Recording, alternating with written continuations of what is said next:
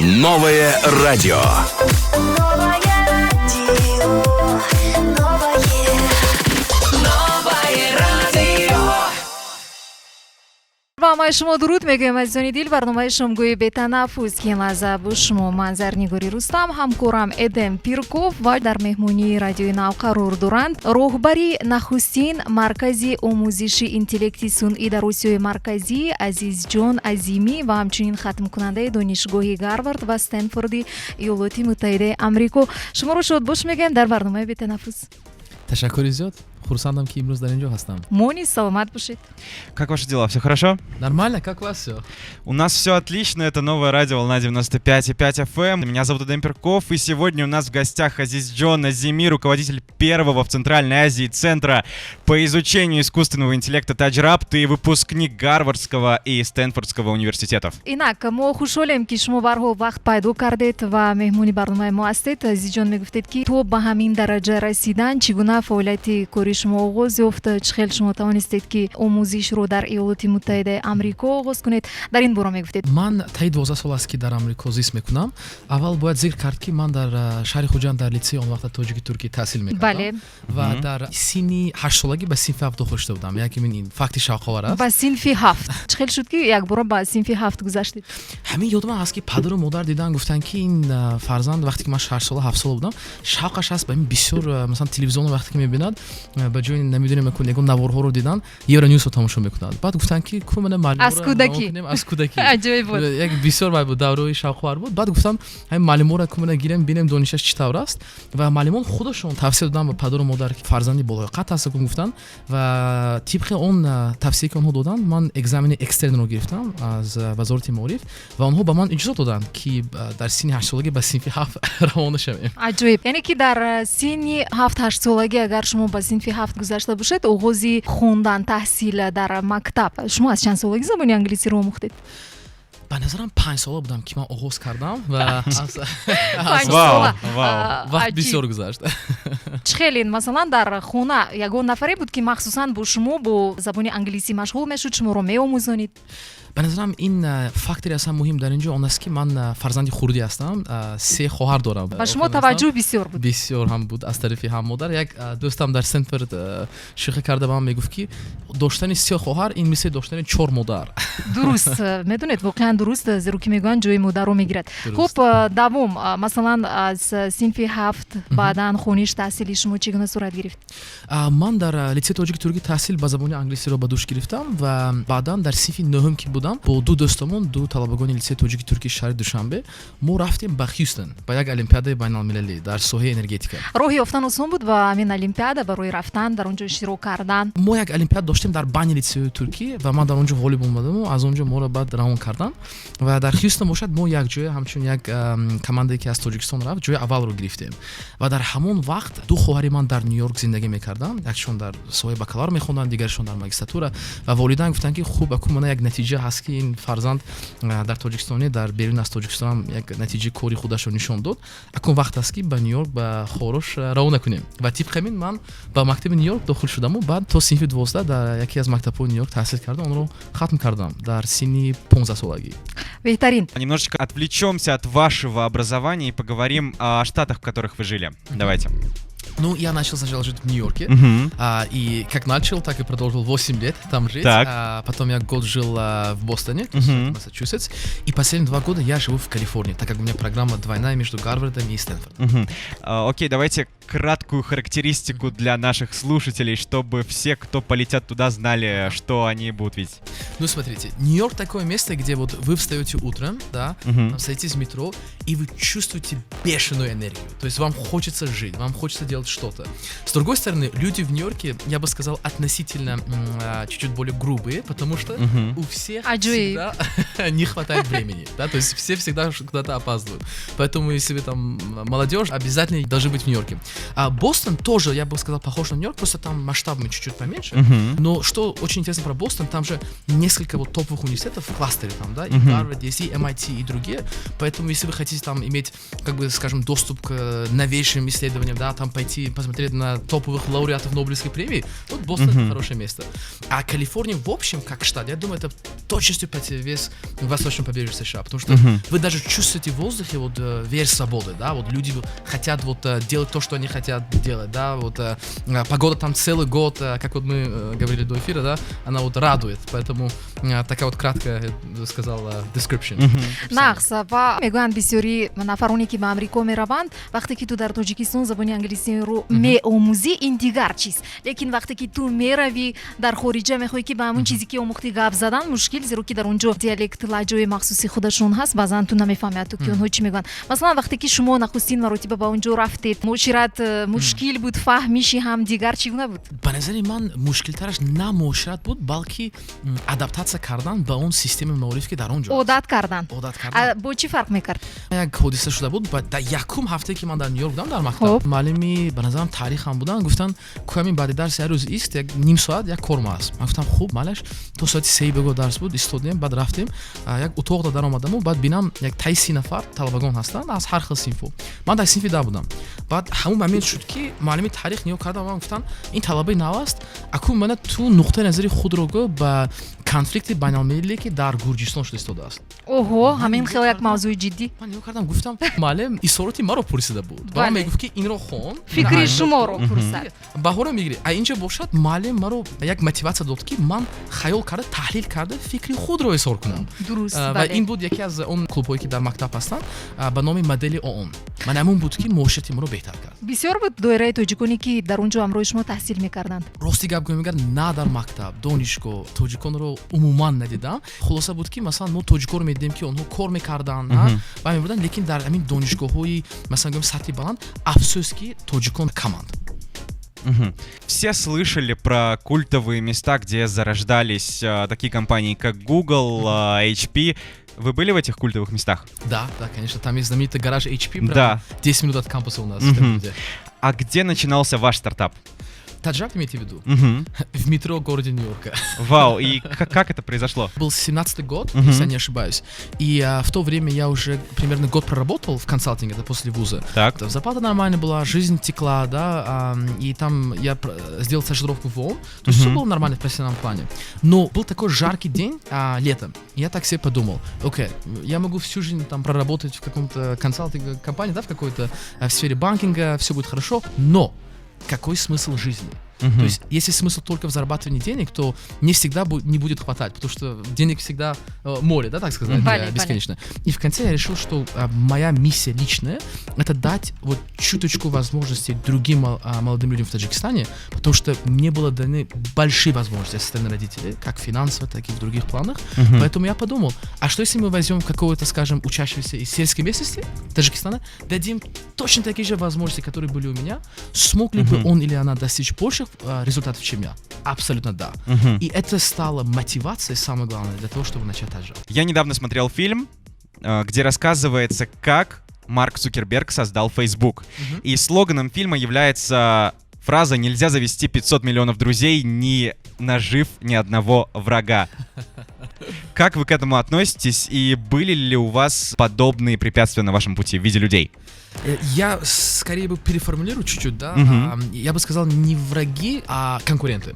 Вот в сфере бизнеса враг и конкурент — это может быть одно и то же. Я вот вам могу сказать такой комплимент. Рақибам як аст, душманам як аст, яъне. Но концепт для кого польза от конкуренции?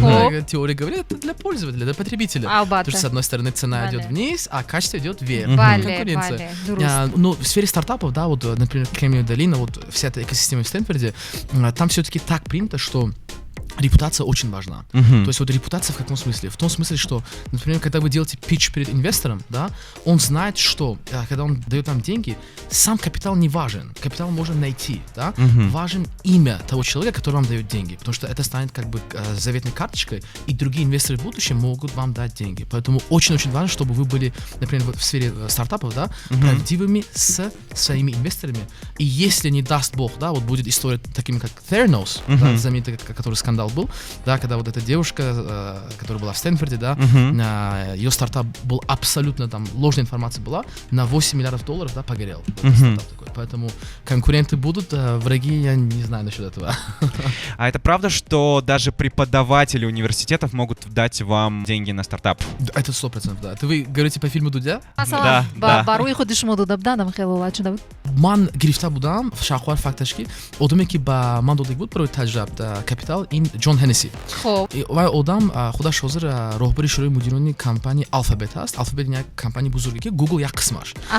Ва Ҷон худаш як одам аст ки ба ман як ментор барин. Барои ҳамин ин дар ҳақиқат ин дуруст аст. аҷоиб буд. Яъне дар воқеъ чунин аст. Чӣ хел шуд ки масалан ҳамин ширкатро боз кунед дар Тоҷикистон ва махсусан номаш ҳамин хел шарҳ дода метавонед? худи номаш таҷрибат аз калимаи англисии гӯмагар disrupt омадааст. Яъне маъношон аст ки мо мехоҳем ки ҳамин соҳаи маориф ки соҳае ки мо дар он кор мекунем онро нисбатан беҳтар кунем. Ин маънои худи калима ҳамин таре аст. Акнун вақте ки мо нигоҳ мекунем ки чӣ тавр мо ду равии кор дорем. Як равияш ин дарсое ки он малакаи фикрони интиқодиро пешкаш мекунад ба талабагон.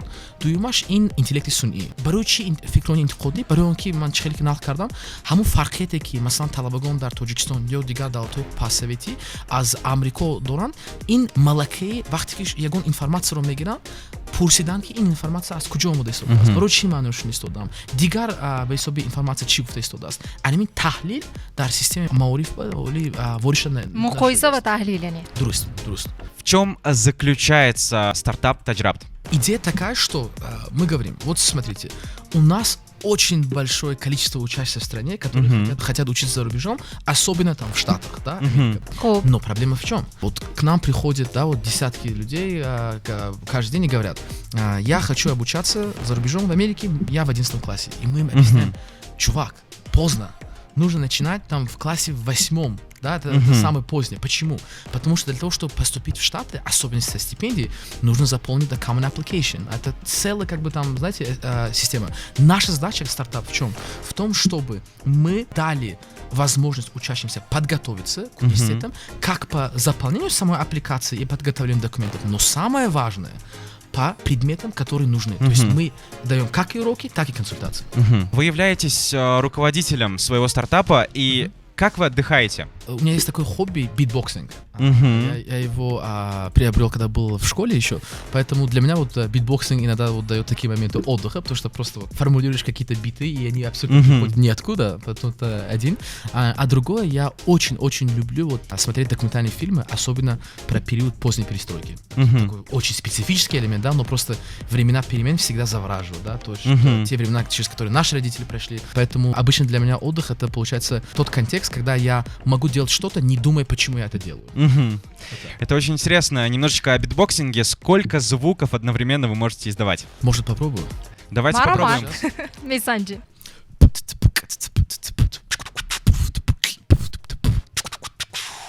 Я думаю, там было максимум. беҳтарин буд ба фикри Нужен ман. новичок все еще, поэтому. хуб чӣ хел шуд ки шумо ба рӯйхати Forbes фаромадед? Дар ин бора мегуфтед? ин тавр шуд ки вақте ки ман ба Гарвард дохил шудам, Хуб. дар он вақт ба ман аз Forbes як мактуб омад. Гуфтанд ки як гурӯҳ одамон шуморо пешниҳод карданд барои ворид шудан ба ин рӯйхати тоси, яъне он аст ки соҳибкоре ки то синни 30 сола онҳо потенсиали бузург доранд барои ҳамин стартапҳо дар Азия. Ва пас аз он онҳо ба ман саволҳоро ворид карданд. Саволҳои бисёр ҳам шавқовар буданд. Гуфтанд ки хоббиётон чи аст, мақсадатон, масалан дар вақти хоб чиро шумо тавсир мекунед? Тасаввур мекунед. Саволҳое ки бисёр креативи буданд. Ва дар охир пас аз оне ки ман саволҳоро ворид кардам, ман нашунидам ҳеч. Як 2-3 моҳ гузашт ва як сар хеста мои мард буд. Дӯстам ба ман як линкро фисон сил карда, гуфт ки ина бен ту Forbes рӯйхатда ворид кард. Дар бинам агар рӯйхати ҳамина ворид шудагӣ, барои ҳамин вақте ки ман пурсидам ки чӣ тавр ман ба онҷо ворид шудам, онҳо нигоҳ карданд ба потенсиали Таҷрабт. Яъне диданд ки мо на танҳо як стартап ҳастем, балки мо ташкилоти ҷамъиятӣ. Яъне мо мехоҳем ки эффекти коркарди мо на танҳо ба онҳое ки масалан мизоҷони мо ҳастанд, балки ба ҷомеа бошад. Яъне вақте ки талаба ба дарсҳои мо мебиёд, фикрони интиқодиро пайдо мекунад, дониши худ, тавсии худро беҳтар мекунад, забони англисиро меомӯзад.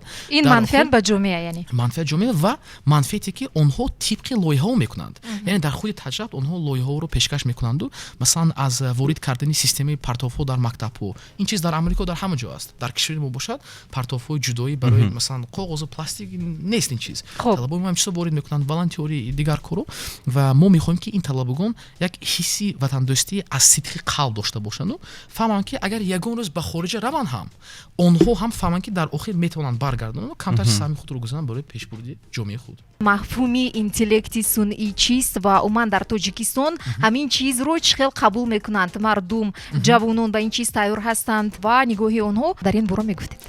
як савол ба шумо пешкаш кунам. Марҳамат. Шумо телефонтон маркаш чӣ аст? Samsung. Аҳа. Шумо ягон бор ба телефони худ савол дода будед ки масалан тибқи овоз ки фардо ҳаво чӣ тар мешавад? Рости гап тариқи овозӣ кор накардам. Фақат росташро мегӯям, ман дӯст медорам ба таври визуалӣ диданро аз интернет барои ман истифода набурдам. Ман он намунае ки мегуфта будам ин намунаи Siri дар iPhone ё масалан Samsung ҳам худа Google Assistant дорад. Вақте ки шумо масалан iPhone дошта бошед агар мегӯед ки Hey Siri, what is the weather going to be like tomorrow? То есть ҳаво чӣ тар мешавад фардо? ҳамон моменте ки Siri ба шумо ҷавобро пешкаш мекунад, ин аст интеллекти сунъӣ. Яъне чӣ кор шуда истодааст? Siri таҳлил мекунад ҳамун калимаҳое ки шумо гуфта истодаед, онро аз овоз ба калима мегардонад, табдил медиҳад ва он калимаҳоро гирифта таҳлил мекунад ки маънош чӣ аст. Яъне барои вай анализ кардан бояд синтакси ҳамаи забони масалан одам бояд донад. Ва пас аз он аз ҳамин база даниқ гирифта ҷавоб ба шумо пешкаш мекунад. Ин интеллекти сунъӣ аст барои чӣ? Барои он ки ҳамин системаи Siri худаш мустақилона суханро таҳлил карда мустақилона ҷавоб медиҳад бе барномасоз. Яъне барномасоз дар ягон ҷо нест ки худаш ҷавобро ба шумо нависта мефиристонад. Яъне интеллекти сунъӣ барои чӣ ин тавр муҳим аст ба дунё? Барои он ки дар оянда ин адаптатсия шуда метавонад дар ҳамаи раванди ҳаёт ва имрӯз ҳаст. Барои ҳамин мардуми мо на танҳо тайёр, мардуми мо қариб ки ҳар рӯз мумкин истифода бурдостагӣ бошад, вале он намедонад ки истифода бурдост интеллекти сунъӣ. Ин бале интеллекти сунъӣ аст. Хуб, чӣ гуна аст ҷавонон чӣ хел қабул доранд? Чун шумо ин лоиҳаро барои тоҷикистониён низ пешбинӣ намудаед, намеда? Дуруст. Мо дар ҳамин таҷрибати AI якум раунди дарсҳоро ба итмом расонидем ҳафтаи гузашта. Пас аз 8 моҳи таҳсил талабагон 15 нафар гузаштан аз ҳамаи дарсон. Ин як формати эксперименталӣ буд. Мо гуфтем талабаҳо шуморашро кам гирем барои дидан ки чӣ тавр онҳо дарсҳои моро ба худ мегиранд. Дарсҳои Python, статистика, математикаи олӣ, омӯзиши мошинӣ, ҳама инро гузаштан мо ба онҳо экзаменро додем. Он экзамени ба номи Worker аст ки дар донишгоҳи Стэнфорд истифода мебаранд. ва он экзаменро коргарони Google, Facebook, дигар ширкатҳо мегиранд. Дар охир мо дидем ки якчанд ҷавононе буданд аз ҳамин дарсҳои мо гузашта ки онҳо балли гирифтагишон дар охир қариб монанд буд ба бале ки ман якум сол коргари Google медорад. Яъне вақте ки шумо инро бо чашм худ мебинед, аҷоиб аст. Яъне пешравӣ ҳаст. Пешравӣ ҳаст ва хоҳад шуд дар оянда. Шавқмандӣ, ҳавасмандӣ ҷавонон низ ба ин гуна соҳа баланд. Дуруст. Хуб, чӣ намерасад бозам барои ҳамин соҳаро гӯем доираи онро васеъ кардан то ки уммавӣ дастрас бошад? Чӣ кор бояд кард барои пешравии он? Мақсади мо ин трансформатсияи Тоҷикистон ба як маркази интеллекти сунъӣ дар сатҳи ҷаҳонӣ. Ин бисёр ҳам як ҳадафи бузург аст ва мо мефаҳмем ки барои ин ҳадафро ба амал овардан мо бояд бо якчанд қатор ташкилотҳо ҳамкорӣ кунем. Ҳам ширкатҳо, ҳам мақомотҳои давлатӣ ва мо он ҳамкориро дорем. Вале ба назари ман дар ҳамин стадияи аввале ки мо ҳоло дар он стадия ҳастем, аз ҳама элементи муҳим, аз ҳама фактори муҳим ин доштани ба забони англиси гӯем success story. Яъне нафароне ки ҳамин масалан интеллекти сунъиро омӯзанд, онҳо тавонистанд кор ёбанд дар ҳамин ширкатҳои пешрафта. Дар ҳамин самти интихобияшон, яъне ҷои корӣ дошта бошанд. Дуруст. Азизҷон, давайте немножечко отвлечемся от искусственного интеллекта и поговорим про музыку. Мы же на радио. Давайте. Какой стиль вам близок к душе? Ага. Вот так интересно, что я когда вот на днях был в Дубае, и мы с подругой сидели там, ужинали, она вот взяла мой iTunes, смотрела вот какие там песни есть у меня абсолютно разновидный вкус. Там может быть и классическая музыка, а за ней сразу регатон, а за ней как бы гэнгстер-рэп, да, поэтому у меня определенного вкуса нет. Вы можете поподробнее рассказать про Forbes 3030? Да, ну вот насчет Forbes, то есть вся суть в чем? Суть в том, что они хотят вот сделать список, да, вот категорию людей, предпринимателей, которые именно имеют социальный уклон, да. То есть, когда они включили меня в список, я думаю, для меня это было огромным одолжением. Почему? Потому что на тот момент, то есть 2 года тому назад, на тот момент Таджа была все еще маленькая организация, да, у нас вот ресурсов было мало, у нас и позитивное влияние было не настолько много, я думаю. И поэтому, когда я был включен в список Forbes 30 under 30, это стало такой вот, знаете, мотивацией для того, чтобы продолжать. Теперь цель следующая, я вам скажу открыто, это уже войти не только по социальным категориям, а также по коммерческим категориям. чун фаъолияти кориятон дар амрико аст зиёд пазмон мешавед дар давоми сол чанд маротиба дар кишвар мешавед ва умуман чӣ қадар шумо аҳли оиларо пазмон мешавед? аз ҳисоби он ки кори таҷраб бисёр ҳам кори чӣ гӯям мекунем интенсиви ҳаст. Ман ҳар сол 2 ё 3 маротиба ба ватан бармегардам, дар теми масалан 1 моҳ ё 2 моҳ меистам ва албатта аз ҳисоби он ки волидайн дар Тоҷикистон ҳастанд, барои онҳоро дидан бисёр пазмон мешавам. фурсате ки дар ин ҷо мегузаронед танҳо бо истироҳат мегузарад ё ки ба ҳар ҳол боз бо ҷавонон машғул мешавед, боз ҳамон кору таҷрибае ки доред? Зеро ки ман медонам вақте ки як нафар ҷавон ба зинаи муайян расидааст ба Тоҷикистон меояд, ҳатман ҷавонони дигар мехоҳанд ки бо ӯ дидорбинӣ кунанд, як чизи наве барои худашон гиранд, як чизи навро фаҳманд. Мешавад ҳамин гуна ҳолатҳо дар вақте ки шумо Тоҷикистон мешавед? дуруст. Ман рӯзи гузашта мо дар Parking Co-working Space дар ҳамин Душанбе як вохӯрӣ гузарондем бо ҷавонон. Бисёр хурсанд будам аз дидани ҷавонони шаҳри Душанбе. Саволҳои бисёрам танқидӣ додан, ҳам интиқодашон бисёрам хуб буд. Ман гуфтам ин намунаи он аст ки суҳбати хуб вақте ки одамоне ки ба шумо савол медиҳанд, саволашон мазмуни гапи шуморо фаҳмида баъд ин саволро пешкаш мекунанд. Ва албатта ман фардо ба Хуҷанд сафар дорам. Дар он ҷо ҳам аксарияти коримо ин пешбурди кори таҷа, барои ҳамин ба истироҳат вақт бисёр нест. Шояд шуморо мунтазир бошанд боз бо саволҳои дигари худ. Дуруст.